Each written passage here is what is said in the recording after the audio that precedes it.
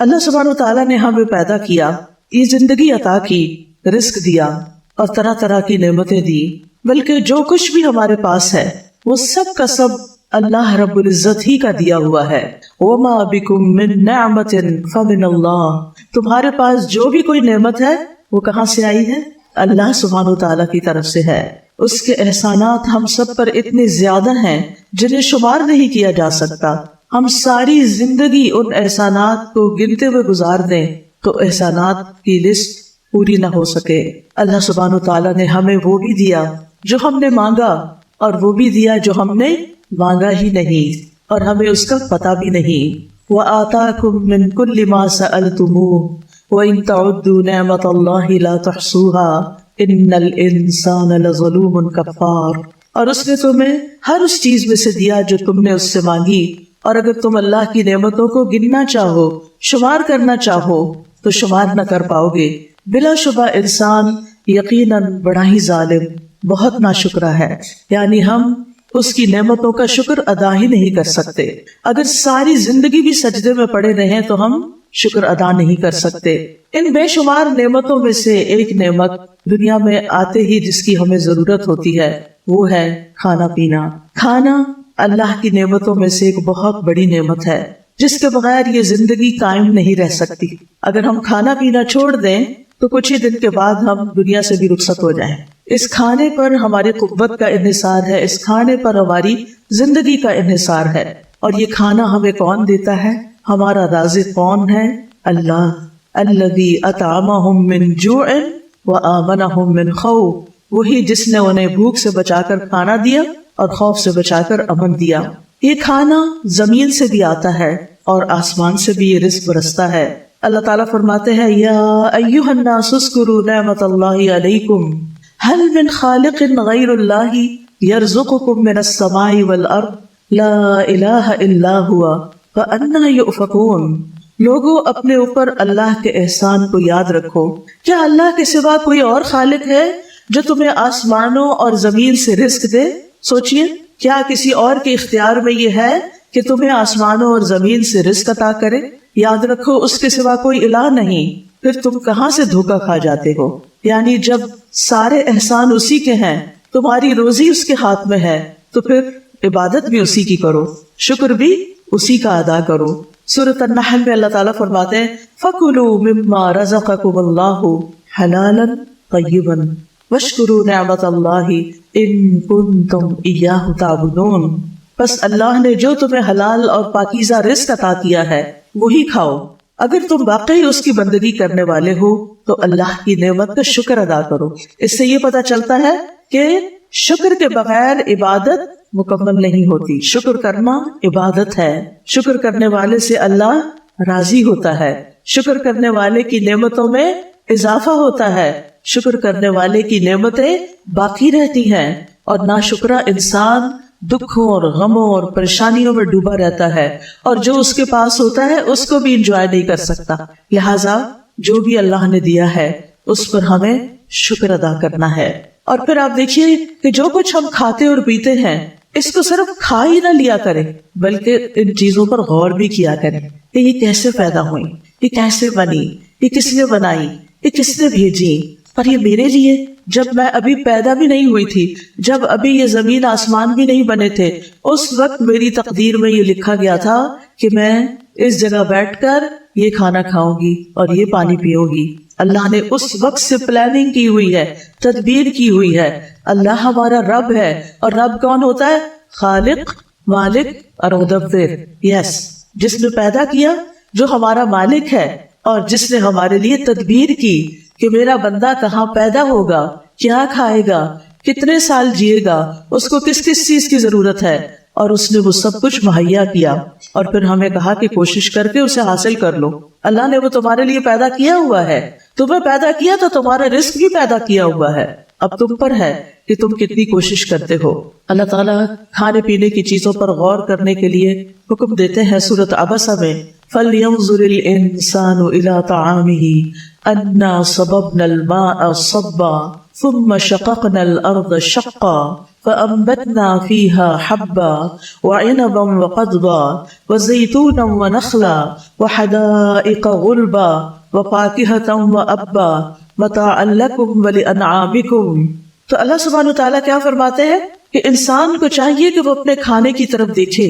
ہم ہی نے اوپر سے پانی برسایا، پھر عجیب طرح سے زمین کو پھاڑا تو اس میں سے ہم نے اناج اگایا اور انگور اور ترکاریاں اور زیتون اور کھجور اور گھنے باغات اور پھل اور چارہ. یہ سب کچھ تمہارے اور تمہارے مویشیوں کے لیے زندگی کا سامان ہے. یہ سب کچھ اللہ نے کیوں بنایا ہے؟ تاکہ تمہاری زندگی باقی رہے اور تمہارے جانوروں کی بھی زندگی. کیونکہ کچھ خوراک تو ہم براہ راست زمین سے حاصل کر لیتے ہیں، لیکن کچھ خوراک زمین کی ہمارے جانور کھاتے ہیں، پھر ہم ان کا دودھ پیتے ہیں، ان کا گوشت کھاتے ہیں، ان کے انڈے کھاتے ہیں. یعنی انڈائریکٹلی وہ خوراک ہمارے پاس آ جاتی.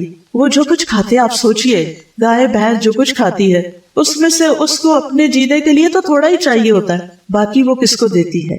ہمیں دیتی ہے. کتنا ہمیں اللہ کا شکر ادا کرنا چاہیے کہ جس نے ہماری گائے بنائی، اور وہ گائے چارہ کھاتی ہے ہماری خاطر اور پھر ہمیں دودھ پلاتی ہے. یہ اللہ تعالیٰ کا کتنا بڑا احسان ہے. دودھ اگر زمین سے نکلتا تو اس کو صاف کرنا کتنا مشکل ہوتا، اور اگر بارش کی شکل میں آسمان سے برستا تو ہمارے گھر بار سب پہ دودھ برس رہا ہوتا. تو اللہ سبحانہ وتعالیٰ نے ہمارے لیے کتنے بہترین انتظام کیے. پھر آپ دیکھیے زمین کی طرف کہ اس پر طرح طرح کے درخت اگے ہوئے ہیں. وَهُوَ الَّذِي أَنشَأَ جَنَّاتٍ مَعْرُوشَاتٍ وَغَيْرَ مَعْرُوشَاتٍ وَالنَّخْلَ وَالزَّرْعَ مُخْتَلِفًا أُكُلُهُ وَالزَّيْتُونَ وَالرُّمَّانَ مُتَشَابِهًا وَغَيْرَ مُتَشَابِهٍ كُلُوا مِن ثَمَرِهِ إِذَا أَثْمَرَ وَآتُوا حَقَّهُ يَوْمَ حَصَادِهِ وَلَا تُسْرِفُوا إِنَّهُ لَا يُحِبُّ الْمُسْرِفِينَ. وہی تو ہے جس نے دونوں طرح کے باغات پیدا کیے، ایک وہ جن کی بیلیں چھپروں پہ چڑھائی جاتی ہیں، وہ بھی کس کے لیے ہیں؟ کس کے لیے ہیں؟ ہمارے لیے. دوسرے وہ درخت جو خود اپنے تنے پہ کھڑے ہوتے ہیں، یعنی کچھ تو اپنے تنے پہ کھڑے نہیں ہو سکتے، سہارا لے کے اوپر جاتے ہیں اور پھر ہمارے لیے پھل پیدا کرتے ہیں. نیز کھجوریں اور کھیتیاں پیدا کی جن سے کئی طرح کے معقولات حاصل ہوتے ہیں. نیز اس نے زیتون اور انار پیدا کیے جن کے پھل اور مزے ملتے جلتے بھی ہوتے ہیں اور مختلف بھی ہوتے ہیں، کوئی کھٹا، کوئی میٹھا، کوئی درمیانہ. جب یہ درخت پھل لائے تو ان سے خود بھی کھاؤ اور فصل کاٹتے وقت ان میں سے اللہ کا حق بھی ادا کرو. یعنی سارا خود ہی نہ کھا جاؤ، بلکہ ان کو بھی دو جو محروم ہیں، ان کو بھی دو جو سوالی ہیں، جو ضرورت مند ہیں. کیونکہ انسان کے کھانے میں، انسان کے رزق میں اوروں کا بھی حصہ ہے. اور بے جا خرچ نہ کرو کیونکہ اللہ اسراف کرنے والوں کو پسند نہیں کرتا.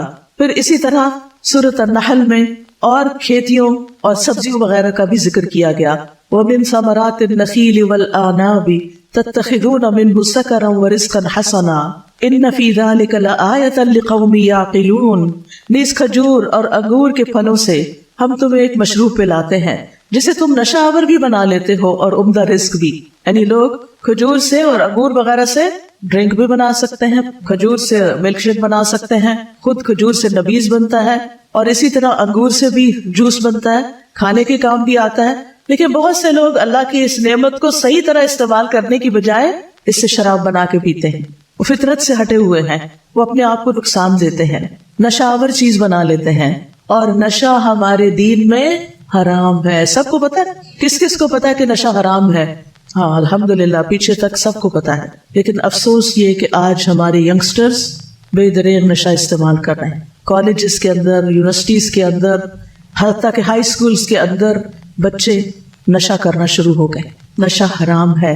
اللہ نے ہمیں عقل دی ہے اور عقل ہی انسان کی خوبصورتی کا باعث ہے. یعنی جو بے عقل انسان ہوتا ہے اس کی طرف کوئی توجہ نہیں کرتا، اس کی کوئی بات نہیں سنتا. تو عقل جو ہے اس کو استعمال کر کے ہی ہمیں جینے کا ڈھنگ آتا ہے، اسے استعمال کر کے ہی ہم دین کا علم حاصل کرتے ہیں. اسی عقل کے ذریعے ہم اللہ تعالیٰ کو بھی پہچانتے ہیں. اور اگر یہ عقل ہی ماری جائے تو پھر ہم کس کام کے رہے؟ ہم نے اپنے آپ کو خود ہی نقصان پہنچایا. تو اس لیے بہت ضروری ہے کہ کوئی چیز اس عقل کو خراب کرنے والی نہ ہو. پھر اسی طرح اللہ تعالیٰ نے خالص دودھ ہمیں پلایا. وَإِنَّ لَكُمْ فِي الْأَنْعَامِ لَعِبْرَةً نُسْقِيكُم مِّمَّا فِي بُطُونِهِ مِن بَيْنِ فَرْثٍ وَدَمٍ لَبَنًا خَالِصًا سَائِغًا لِلشَّارِبِينَ. اور بلا شبہ تمہارے لیے چوپایوں میں بڑی عبرت ہے. ہم ان چیزوں میں سے جو ان کے پیٹوں میں ہیں گوبر اور خون کے درمیان سے تمہیں خالص دودھ پلاتے ہیں. دیکھو کہاں سے آتا ہے یہ دودھ، جو پینے والوں کے لیے حلق سے آسانی سے اتر جانے والا ہے. یعنی دودھ پینے میں کسی کو مشکل پیش نہیں آتی. چھوٹے چھوٹے بچے بھی دودھ آرام سے پی جاتے ہیں، ان کے حلق سے آسانی سے اتر جاتا ہے. یہاں پر اللہ تعالیٰ لبن کے ساتھ ایک لفظ استعمال فرما رہے ہیں، لبنن خالصا. لیکن انسان نے اپنے اوپر کیا ظلم کیا؟ پانی ملا دیا، اور بعض اوقات کچھ اور چیزیں بھی ملا دی، کچھ اور پاؤڈر بھی ملا دیے ان کو گاڑھا کر کے بیچنے کے لیے دھوکہ دے کر. کیا ایسی آمدنی حلال ہوگی؟ نہیں. اس لیے آپ کے گھر میں آپ کے بھائیوں، آپ کے والد اگر کوئی بھی دودھ سے متعلق کام کرتا ہے تو اس کو ضرور یہ بات بتائیے کہ ملاوٹ کرنا، دھوکہ دینا اللہ تعالیٰ کے حکم کی نافرمانی ہے. اور اس طریقے سے اگر ہم پیسے کماتے ہیں تو وہ حرام ہے، اور جب حرام مال انسان کے کھانے میں شامل ہو جاتا ہے تو انسان کی نماز قبول نہیں ہوتی، انسان کی عبادت قبول نہیں ہوتی، انسان طرح طرح کی مصیبتوں کا شکار ہو جاتا ہے. حرام خیر نہیں لاتا، حرام خیر نہیں لاتا. اس لیے اپنے کھانے پینے سے حرام بھی نکالنا ہے، وہ حرام بھی جو بظاہر حرام نظر آتا ہے، اور وہ حرام بھی جو حرام مال کے ذریعے حرام ہو جاتا ہے. اس لیے آپ دیکھیے کہ دودھ ایک مکمل غذا ہے جس پر ہمارے بچوں کی نشو و نما کا انحصار ہے. ہماری خواتین کے لیے اور مردوں کے لیے کیلشیم فراہم کرتا ہے، اور بھی بہت سی غذائیتیں ہیں اس میں. اگر دودھ خالص ہی نہ رہے تو آپ دیکھیے کہ ہم اپنے ہی جیسے انسانوں پر، خود اپنے ہی بچوں پر کیسا ظلم ڈھا رہے ہیں. اور ہمارے اس ظلم کی وجہ سے جو بیمار ہوگا، جو پریشان ہوگا، جس کو بھی نقصان پہنچے گا، قیامت کے دن وہ آ کے ہمارا دامن پکڑے گا، پھر ہمیں اپنے عمل میں سے اس کو دینا پڑے گا. تو بہتر ہے کہ ہم دنیا میں ہی اپنے اعمال کی اصلاح کر لیں اور ہم کھانوں میں ملاوٹ کرنا چھوڑ دیں. پھر اسی طرح اللہ تعالیٰ نے بہترین غذاؤں کا ذکر کرتے ہوئے شہد کا ذکر کیا. اب آپ دیکھیں کن کن چیزوں کا ذکر ہو چکا ہے: سبزیاں، پھل، دودھ، جوس اور شہد. شہد اور شہد آپ دیکھیے کہ اللہ تعالیٰ نے کتنا زبردست کارخانہ لگایا ہے شہد بنانے کا، اور کتنی چھوٹی سی مخلوق کو ہمارے لیے شہد بنانے پہ لگا دیا. وہ کتنا رس پیتی ہے اور اس میں سے خود کیا لیتی ہے، خود اس کی ضرورت کتنی تھوڑی سی ہے، اور باقی وہ ساری محنت آپ کے لیے کرتی ہے. ہزاروں میل کا سفر اڑ اڑ کے طے کرتی ہے، طرح طرح کے پھولوں پہ بیٹھتی ہے، رس چوستی ہے، لا کے اپنے چھتے میں ڈالتی ہے، اور پھر اس کو موم سے پیک کر کے آپ تک پہنچاتی ہے. پہلے اس کو پی لیتی ہے، پھر اس کو کنورٹ کرتی ہے شہد میں اور اس کو بھرتی ہے ان ڈراپس کے اندر، اور پھر اس چھتے کے ذریعے وہ شہد آپ تک پہنچتا ہے. افسوس یہ کہ ہم نے شہد میں بھی ملاوٹ کرنی شروع کر دی. گڑ اور چینی گھول کے رکھ دیتے ہیں کہ مکھیاں وہی پی لیں اور اسی سے شہد بنا دیں. تو وہ ایک طرح سے ہم دوبارہ کیا کھا رہے ہوتے ہیں، دوبارہ وہی شوگر کھا رہے ہوتے ہیں اور وہی چیزیں استعمال کر رہے ہوتے ہیں. یہ بھی درست نہیں. اگر آپ واقعی چاہتے ہیں کہ لوگوں کو صحیح شہد پہنچائیں تو پھر اس کے لیے ضروری ہے کہ مکھیوں کو ایک نیچرل انوائرمنٹ فراہم کریں. ایسے باغوں میں، ایسی جگہوں پر جہاں پر پھول ہوں، پھل ہوں، وہاں پر چھتے لگائیں تاکہ نیچرل جو ہنی ہے وہ دستیاب ہو لوگوں کو، اور اس کے سارے فائدے جو بتائے گئے ہیں. شہد میں صرف غذا نہیں بلکہ شفا بھی ہے. کیا ہے؟ شفا بھی ہے. اور یہ ہمیں کون بتا رہا ہے کہ اس میں شفا ہے؟ اللہ سبحانہ و تعالی. لہٰذا ہمیں اس بات پر پورا یقین ہونا چاہیے. تو جو شہد خالص ہوگا، جو شہد اچھا ہوگا، اس میں انشاءاللہ ضرور شفا ہوگی. اور انسان کے اندر مختلف بیماریوں کی وجہ سے جو بیکٹیریاز وغیرہ رہ جاتے ہیں ان کو بعض اوقات اینٹی بایوٹک سے بھی نہیں صحیح کیا جا سکتا. شہد کے اندر اللہ نے ایسی صلاحیت رکھی ہے کہ وہ جسم کے اندر کے ایسے سارے فاسد مادوں کو نکال دیتا ہے. اس لیے اپنی زندگی میں یہ جن جن چیزوں کا ذکر آ رہا ہے نا، جتنا جتنا اللہ تعالیٰ توفیق دے، جیسے کچی سبزیاں ہیں، پھل ہیں، اور اس کے علاوہ دودھ ہے اور پھر شہد ہے، ان چیزوں کو اپنی غذا میں شامل کریں. یہ نہیں کہ ساری اکٹھی کر کے ایک ہی دفعہ کھا لینی ہے، یعنی مختلف اوقات میں. کیونکہ اب ہم اصل غذاؤں کو چھوڑ کر کس طرف جا رہے ہیں؟ جنک کی طرف، فاسٹ فوڈ کی طرف. اور اس میں بعض اوقات ایسے کیمیکلز ہوتے ہیں کہ جو صحت کے لیے انتہائی نقصان دہ ہوتے ہیں، اور ان سے ایسی ایسی بیماریاں جنم لیتی ہیں جو مہلک ہوتی. مہلک کا مطلب ہلاک کرنے والی ہوتی ہیں. تو ہمیں کیا کرنا ہے؟ Back to basics. جو اللہ تعالیٰ نے ہمارے لیے پیدا کیا ہے واپس اس کی طرف پلٹنا ہے. بہت سی بچیوں کو دیکھا گیا ہے ہمیں دودھ سے اسمیل آتی. آپ کو یاد ہے نبی صلی اللہ علیہ وسلم جب معراج پر تشریف لے گئے تھے تو اس وقت آپ کو 2 چیزیں پیش کی گئی تھی. وہ کیا تھی؟ شراب اور دودھ. آپ نے کیا اختیار کیا؟ دودھ. آج ہمارے سامنے کوئی پیپسی اور دودھ کا گلاس رکھے، ہم کیا اٹھائیں گے؟ کیا واقعی ہم نبی صلی اللہ علیہ وسلم کی سنت کو فالو کر رہے ہیں؟ ہم آپ کی امت ہے، ہمیں وہی چیزیں پسند کرنی چاہیے جو نبی صلی اللہ علیہ وسلم نے پسند کی، اور جن چیزوں کو آپ نے چھوڑ دیا وہ ہمیں بھی چھوڑ دینی چاہیے، کیونکہ اس میں ہمارے لیے خیر نہیں ہے۔ پھر اسی طرح اللہ تعالیٰ نے ہمارے لیے خشکی پر بھی جانور پیدا کیے جن سے ہم گوشت حاصل کرتے ہیں، اور سمندر کے اندر بھی مچھلیاں۔ لیکن افسوس یہ کہ اب جس طریقے سے مچھلیوں کو پالا جا رہا ہے اور جس طرح کی غذا انہیں دی جا رہی ہے، یا سمندر کے اندر بھی جس طرح کی پولوشن انسان نے پھیلا دی ہے، اس کی وجہ سے مچھلیاں بھی بیمار ہو گئی ہیں اور سمندری جانور تکلیف کا شکار ہیں اور مر رہے ہیں۔ تو یہ انسان نے سمندر میں بھی ظہر الفساد فی البر والبحر، خشکی میں بھی فساد پھیلا دیا اور سمندر میں بھی پھیلا دیا۔ بہرحال مچھلی کھانے کے اپنے فوائد ہیں، یہ فوائد تو آپ گوگل کر کے بھی معلوم کر سکتے ہیں، لیکن جو کہ آپ خواتین ہیں، مینیو گھر کا آپ نے بنانا ہوتا ہے، پکانا آپ نے ہوتا ہے، سرو آپ نے کرنا ہوتا ہے، بچے آپ نے پالنے ہیں، انہیں آپ نے کھلانا ہے۔ اللہ کے واسطے بچوں کو فیڈر میں چائے بھر کے نہ دیں، ان کو صبح سویرے پیپسی نہ پلائیں، ان کو بہلانے کے لیے کینڈیز اور چاکلیٹس دے کے نہ خوش کر دیں۔ پچھلے کئی دنوں سے میں چونکہ علم ٹور پر ہوں، مختلف جگہوں پر جا رہی ہوں، مختلف لوگوں سے ملنے کا اتفاق ہو رہا ہے۔ اب ایک خاتون آئی، ان کے ساتھ چھوٹی سی بچی تھی، الحمدللہ کھانے کو بہت کچھ تھا، جو کچھ بھی اس بچی کے سامنے رکھا گیا اس نے نہیں کھایا، باقی بچے کھانا وانا کھا رہے تھے، وہ بچی نے کھانا نہیں کھایا۔ میں نے کہا یہ کیا کھاتی ہے؟ پتہ چلا یہ صرف بسکٹ اور پیسٹری وغیرہ کھاتی ہے، یہ کھانا نہیں کھاتی، اور بالکل کمزور سی بچی۔ دیکھ کے مجھے اتنا رحم آیا کہ جب یہ بڑی ہوگی تو یہ کس طرح بچے پیدا کرے گی، کس طرح ان کو پالے گی، کس طرح سنبھالے گی، کیا بنے گا اس کا؟ کیونکہ ہمارے جسم کو ان ساری چیزوں کی ضرورت ہے جو اللہ نے ہمارے لیے پیدا کی ہے، ان کو ہمارے لیے اللہ نے پیدا کیا، لہٰذا ان کو استعمال کرنے میں اس کا شکر ادا کرنا ہے۔ یہ بھی شکر ادا کرنے کا ایک ذریعہ ہے کہ ہم ان نعمتوں کو استعمال کریں اور صحیح طور پر استعمال کریں۔ بہت سی بچیاں فش بھی نہیں کھاتی، کیا ہے؟ اسمیل آتی۔ اگر ایسا ہی مسئلہ ہے، اسمیل آتی ہے، تو آپ مچھلی کو پکانے کا وہ طریقہ سیکھیں جس سے مچھلی کی اسمیل چلی جائے۔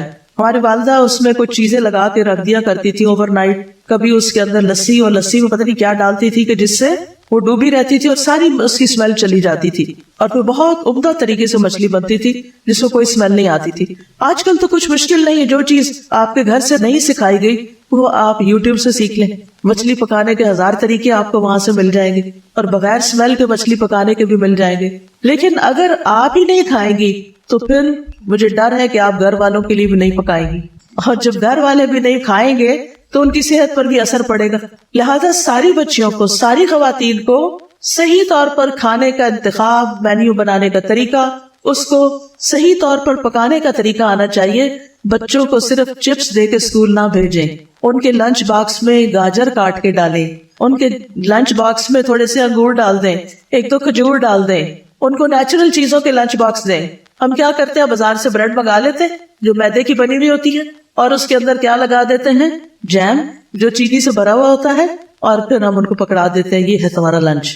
وہ بچہ جو دن بھر محنت کر رہا ہے، سر کھپا رہا ہے، بول بول کے ہلکان ہو رہا ہے، آپ کو پتہ ہے اسکولوں میں کتنا کچھ کہلواتے ہیں، چکھواتے ہیں، اور پھر وہ بچے بول بول کے تھک جاتے ہیں۔ کیونکہ میں یہ تجربے سے کہہ رہی ہوں، جو اسلام آباد میں جس ایریا میں رہتی ہوں ساتھ ہی اسکول ہے، اس میں جب بریک کے وقت اتنا شور ہوتا ہے، چھٹی کے وقت اتنا شور ہوتا ہے، جب ان کی وہ معلوم نہیں کیا ایکٹیویٹی کو چل رہی ہوتی ہے، اس میں بچے اتنا شور کر ہر بات کا جواب چیخ چلا کے دے رہے ہوتے۔ حالانکہ ضروری نہیں ہوتا کہ چیخ کے بولا جائے، لیکن پھر بھی شاید ان کی انرجی کنزیوم کرنے کے لیے کہ یہ تھوڑے سے پھر تھک کے گھر جائیں تو سو جائیں۔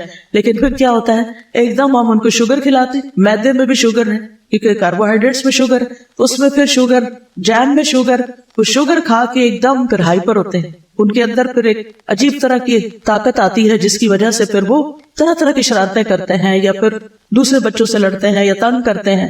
پھر ہم کہتے ہیں یہ بڑے بدتمیز ہے، پھر ان کو 2-4 لگا کے چپ کرا کے بٹھا دیتے ہیں۔ یہ تو نہیں تربیت ہوتی نا، غلطی کس کی ہے کہ وہ اس وقت اتنے ہائپر ہوئے ہوئے، پھر یا ان کو ڈبوں کے جوس پکڑا دیتے ہیں اور بڑے خوش ہوتے ہیں اللہ نے ہمیں بہت دیا، ہم اپنے بچوں کو ڈبوں کے جوس دے سکتے۔ اللہ نے آپ کو اس ملک میں پیدا کیا ہے جہاں سبحان اللہ ہر طرح کا پھل، ہر طرح کی نعمتیں، ہر طرح کی سبزیاں موجود ہیں، تازی چیزیں موجود ہیں، لیکن آہستہ آہستہ ہم ان چیزوں کو چھوڑ کر ہر چیز ریڈی میڈ چاہتے ہیں تاکہ ہمیں تکلیف نہ کرنی پڑے. اور کون صبح صبح گاجر چھیلے اور کاٹے اور ان کے ڈبے میں ڈالے؟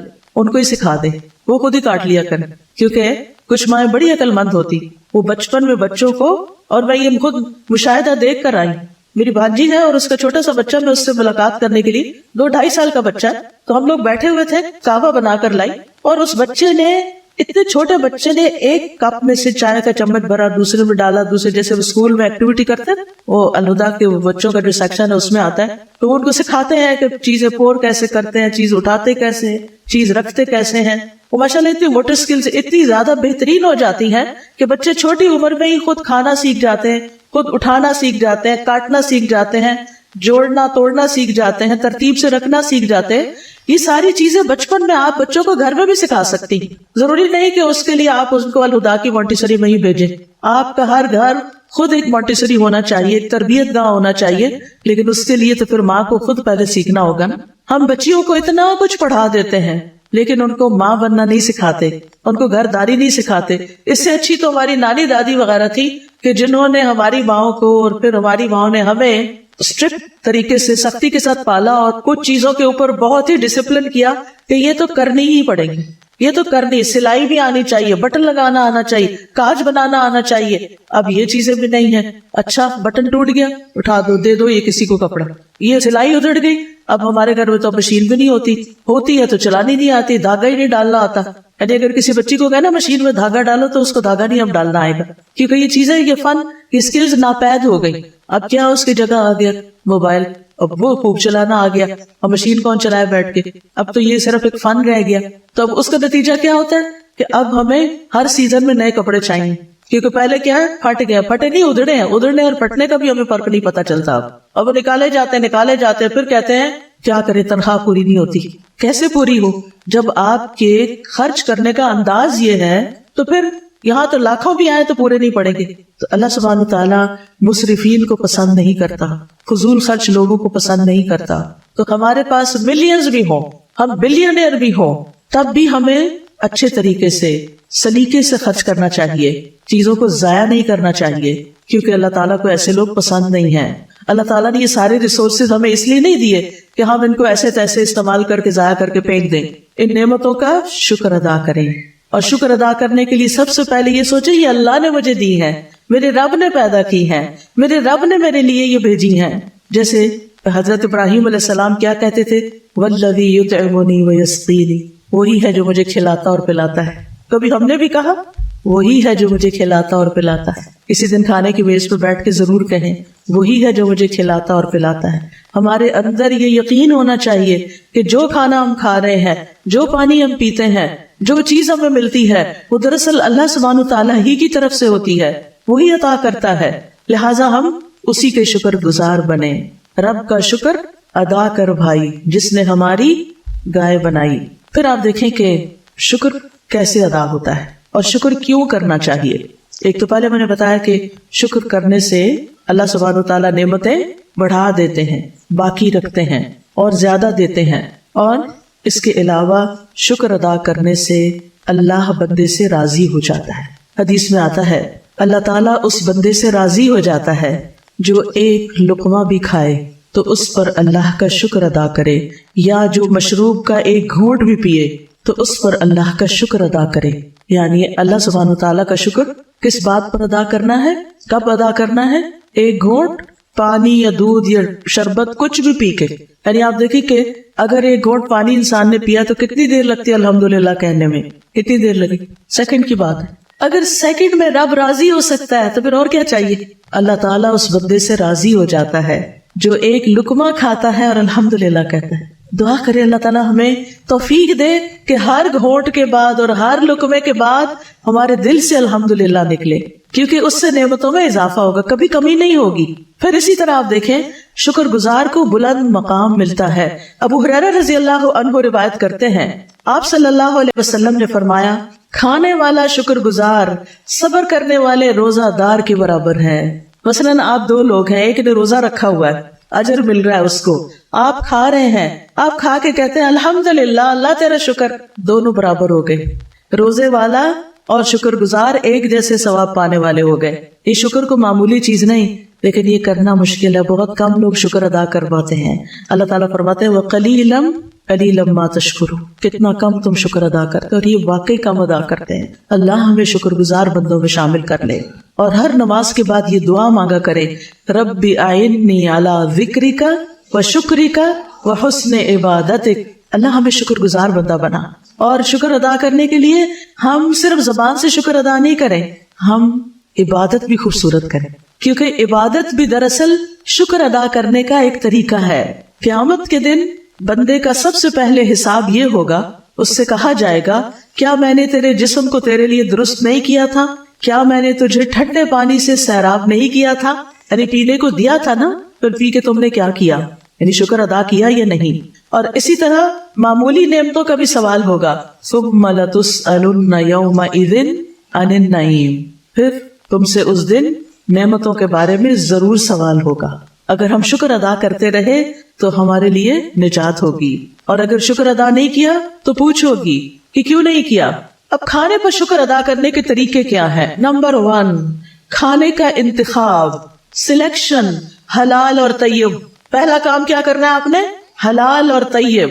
اللہ تعالیٰ فرماتے ہیں یا ایھا الناس کلوا مما فی الارض حلالا طیبا ولا تتبعوا خطوات الشیطان انہ لکم عدو مبین، اے لوگوں ان چیزوں میں سے جو زمین میں ہیں حلال اور پاکیزہ کھاؤ، اور شیطان کے قدموں کی پیروی نہ کرو۔ شیطان کیا چاہتا ہے؟ کہ انسان کو کھانے کے راستے سے بہکائے اور اس کو حلال نہ کھانے دے، اور بعض اوقات ہم حلال کا اہتمام کر لیتے ہیں لیکن طیب کا اہتمام نہیں کرتے۔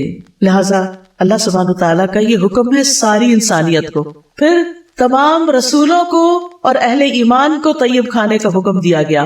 رسول اللہ صلی اللہ علیہ وسلم نے فرمایا بے شک اللہ پاک ہے اور پاک ہی قبول کرتا ہے، اور بے شک اللہ نے مومنوں کو بھی وہی حکم دیا ہے جو اس نے رسولوں کو دیا۔ بس اللہ تعالیٰ نے فرمایا یا ایھا الرسل کلوا من الطیبات واعملوا صالحا، اور اللہ تعالیٰ نے فرمایا یا ایھا الذین آمنوا کلوا من طیبات ما رزقناکم۔ تو دونوں کو کیا حکم ہے؟ پاک چیزیں کھاؤ، جو ہم نے پاک رزق دیا اس میں سے کھاؤ۔ رسول اللہ صلی اللہ علیہ وسلم نے فرمایا بے شک مومن کی مثال شہد کی مکھی کی طرح ہے، جو پاکیزہ چیز کھاتی ہے پاکیزہ رس خارج کرتی ہے، اور جس پھول پتے پہ بیٹھتی ہے نہ وہ ٹوٹتا ہے نہ خراب ہوتا ہے، ایسا ہوتا ہے مومن۔ ہم سب بھی کہتے ہیں ہم بھی مومن ہیں، کیا ہمارے اندر یہ کوالٹی ہے کہ پاکیزہ صاف ستھری چیز کھائیں؟ باسی اور گلی سڑی اور گندی اور خراب اور وہ جو ہماری صحت کو خراب کر دے اس کو چھوڑ دیں، اور پھر جس جگہ بھی ہم بیٹھے وہاں کیسے بیٹھے کہ جب اٹھے تو صاف ستھری جگہ چھوڑ کے جائیں، یہ نہیں کہ ٹیشو پیپر چھوڑ دیں اور اپنی کو پینسل وہی چھوڑ جائیں، اور جیکٹ اتار کے رکھی تھی وہی وہاں بھول جائیں، اور کوئی گھڑی یا سیل یا اور پھر انتظامیہ کو تنگ کریں وہ ہماری چیز وہاں رہ گئی تھی اب وہ کہاں ہے، وہ کیا جانے، صرف آپ ہی تو نہیں تھے نا وہاں، اور بھی تو لوگ تھے۔